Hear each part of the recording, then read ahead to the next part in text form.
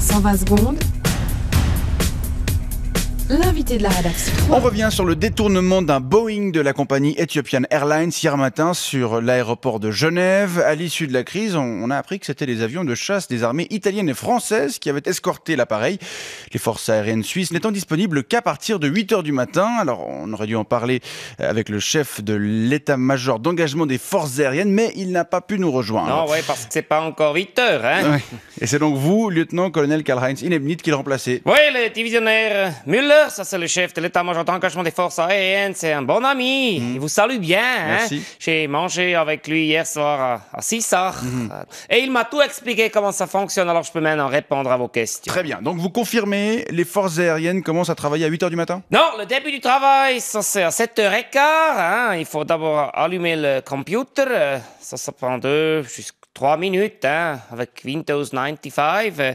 Ensuite, on regarde si on a reçu des emails, par exemple des emails de déclaration de guerre ou comme ça. Et puis, après, il faut sortir les avions du garage, faire pchit sur les vitres, après un petit café, et après, c'est prêt. Alors, le porte-parole des forces aériennes a également confirmé hier à la tribune de Genève que les chasseurs suisses ne pouvaient voler qu'à partir de 8h, mais seulement jusqu'à midi, Ouais. puis à nouveau entre 13h30 et 17h, soit en gros pendant les heures de bureau, quoi. Oui, parce qu'à midi, il y a la pause. Ouais.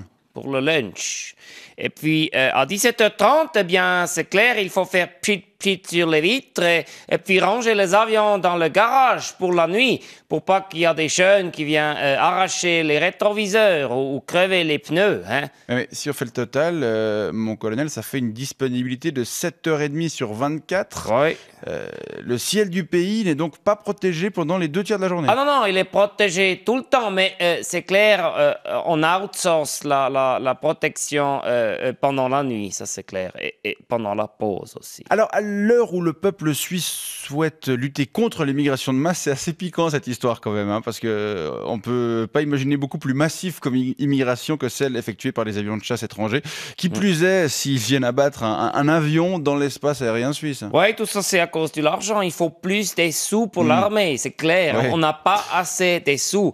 Parce que, vous voyez, ça coûte cher d'avoir des équipages qui sont disponibles 24/7. Hein. Et c'est aussi pour cette raison qu'il faut maintenant acheter les Gripen. Alors, C'est clair, il faut le Gripen. Certains défenseurs du Gripen récupèrent en effet cette affaire pour dire qu'elle milite en faveur de l'achat de nouveaux avions de combat. Oui, parce que le Gripen, il est équipé d'un siège de pilote qui est entièrement inclinable, comme en first class. Et puis aussi, il y a les repose-jambes qui remontent, alors il peut dormir dans l'avion, voyez. bon Ouais, et puis il y a aussi un réveil dans le Gripen. Comme ça, s'il y a par exemple un détournement d'avion ou une guerre, alors le pilote, il peut se réveiller pour aller dans le ciel. Ah hein. ouais.